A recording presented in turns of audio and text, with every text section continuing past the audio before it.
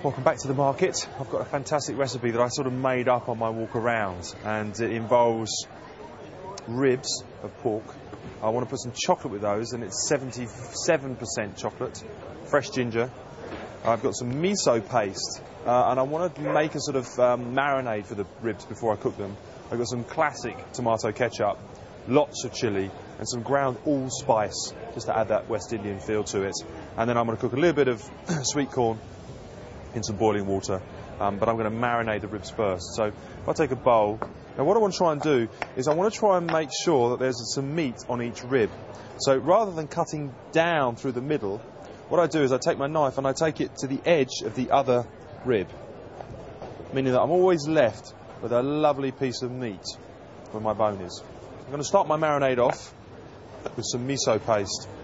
Miso paste is very strong, especially dark miso, which is what this is. You can get pale miso or a brown miso, but this is dark. So let's give it about a tablespoon in there. I think I'm going to add, and this is going to be quite spicy, and I want the chili flakes to show up.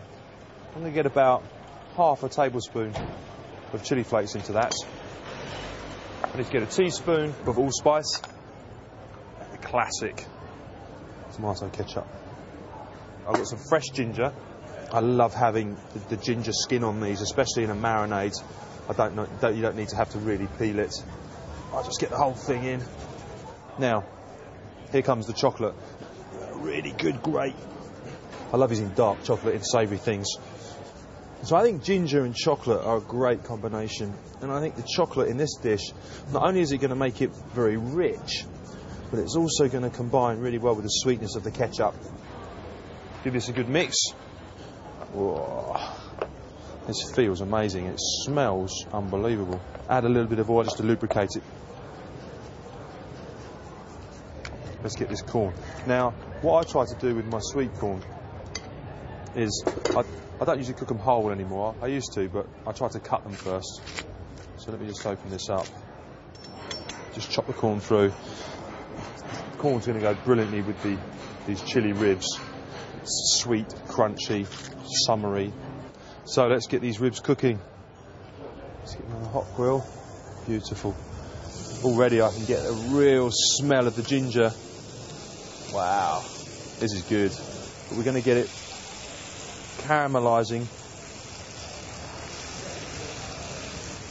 Let me give these ribs a quick turnover. You can see that they're starting to caramelise, actually start to look the parts that we're hoping them to play. Wow. Let me just check these sweet corn. Okay, I think these ribs are just about ready. Before they're done, I want to pull this corn out and I want to butter this corn. There's nothing better than melted sweet corn with a bit of fresh black pepper. And get knobs of butter all over this. I always like to add a little bit of salt to my sweet corn as well. Fresh pepper. And now these ribs, I'm literally going to plate. Straight off. Get that standing up. Now I think that this is only enough for one, but I definitely think that is worth fighting over. So there's my chili chocolate ribs and my sweet corn on a lovely hot sunny day.